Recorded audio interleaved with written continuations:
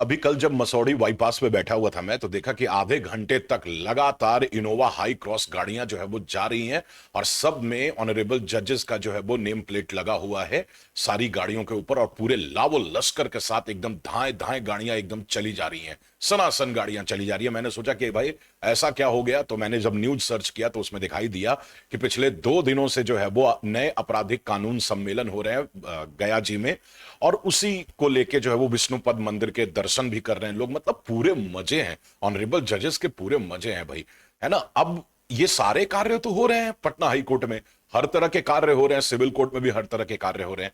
एक कार्य नहीं हो रहा है और वो कार्य है समय पे परीक्षा कराने का। इसको समय पे परीक्षा कराना अब क्या ही बोलेंगे आप, इसे तो कहते हैं कि ये किसी काल्पनिक किताब का एक चैप्टर बन गया है।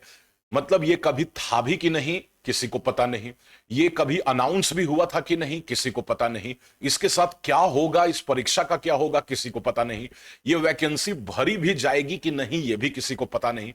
ये इस तरीके का बर्ताव कोर्ट से कैसे उम्मीद कर सकते हैं जब पूरे भारत में कहीं पे भी क्राइम होता है या सरकारी ठेकों में अपारदर्शिता होती है या किसी भी तरह का गलत कार्य होता है तो रुख करते हैं कोर्ट के तरफ, और यहां कोर्ट अपनी ही वैकेंसी के अंदर इस तरीके की अपारदर्शिता लगातार पिछले 4 सालों से रखता आ रहा है। आप समझिए कि बिहार सिविल कोर्ट प्यून की परीक्षा एक तो कि इतनी देर से कराई गई, ऐसा लग रहा था जैसे कि ये कोई वनवास चल रहा है, और उस बीच में कोई सूचना भी इस परीक्षा को लेकर नहीं दी गई। जब आप टाइम पे फॉर्म फिल करवाते हैं, अगर उसके बाद अगर कोई फॉर्म फिल करना चाहे तो क्या आप भरने देते हैं क्या? जब आप इतने नियम कायदे कानून आपने बना के रखे हैं खुद के लिए, और आपसे लोग इंसाफ की उम्मीद करते हैं, आपको लोग इज्जत के दृष्टिकोण से देखते हैं, क्यों आप अपनी इज्जत जो है वो गंवाने पे तुले हुए हैं? ऐसा काम आप समझिए 3 साल तो बीत गए, 3 साल तक कोई सूचना नहीं दी गई, फिर अचानक से सूचना निकाल के इसका एग्जाम निकाला गया और फिर इस एग्जाम को कैंसिल कर दिया गया बिना एप्रोप्रिएट कारण बताए।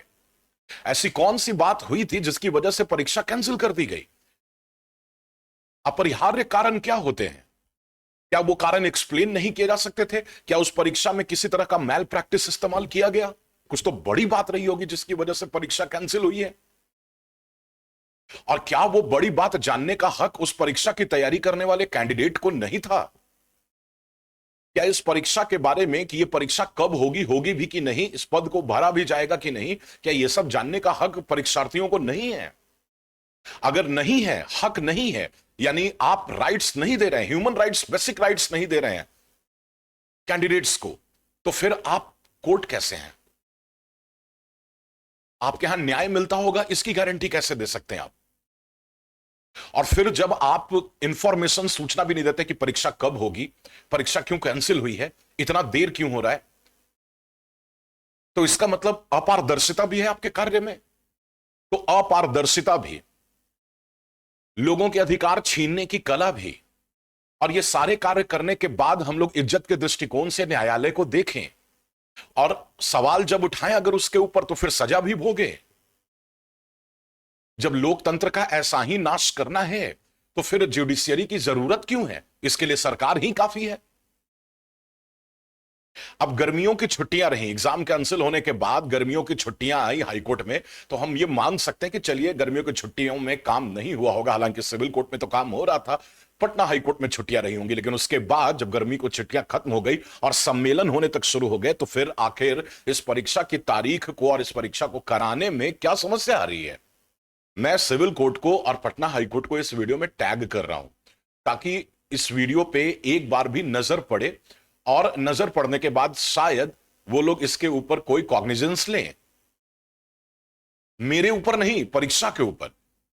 अगर सही में आप अपने पावर का इस्तेमाल करना चाहते हैं या आप सच में कुछ बेहतर करना चाहते हैं हम सभी के लिए, कैंडिडेट्स के लिए, जो परीक्षार्थी हैं इसके लिए, तो एक बहुत आसान काम करना है, इतना जटिल काम नहीं करना है कि लोगों को सजा देनी है इसके लिए कि तुमने हमारे बारे में ऐसे कैसे बोल दिया, तुमने ऐसा काम क्यों कर दिया। इससे भी आसान काम है, और वो काम है कि एक परीक्षा करानी है बस, या कम से कम इसके बारे में सूचना उपलब्ध करानी है। अगर ये कार्य भी नहीं हो सकता है तो मेरे ख्याल से इतना पढ़ लिख के और इतना कुछ करके और इतने बड़े बड़े पोजीशन पे बैठने की क्या जरूरत है? वहां पे तो अशिक्षित भी होते तो यही कार्य कर सकते थे। तो मुझे ऐसा लगता है कि ट्रांसपेरेंसी जो है वो यहां पे नेसेसरी है, बहुत ही ज्यादा जरूरी है। कम से कम इसकी सूचना एक परीक्षा की सूचना, परीक्षा कैंसिल क्यों हुई, कौन सी बड़ी बात हो गई थी, उस बात को छुपाया क्यों जा रहा है, ये कम से कम ये इंफॉर्मेशन दी जाए। अगर इससे ये लगता है कि जुडिशियरी के बारे में या न्यायालय के बारे में हमारी आस्था कम होगी, तो शायद ये बहुत दूर की बात है, क्योंकि ये तो पहले ही कम हो चुकी है। तो प्लीज कॉग्निजेंस लिया जाए, इसको ध्यान में रखा जाए और इसके ऊपर काम करके एग्जाम डेट जल्द से जल्द कराया जाए। और मैं भी पता करने की कोशिश करता हूं, मुझे लगता है कि 1 महीने के अंदर परीक्षा से संबंधित कोई ना कोई नोटिफिकेशन आ जाए, वरना ये तो मैंने जैसा कि कहा कि ये काल्पनिक किताब के काल्पनिक चैप्टर और काल्पनिक कहानी जैसी बनती जा रही है ये परीक्षा। और पिछली भी जो परीक्षाएं रही है वो भी विवादास्पद रही ही हैं। मिलते हैं अगली वीडियो में, तब तक के लिए बहुत बहुत धन्यवाद।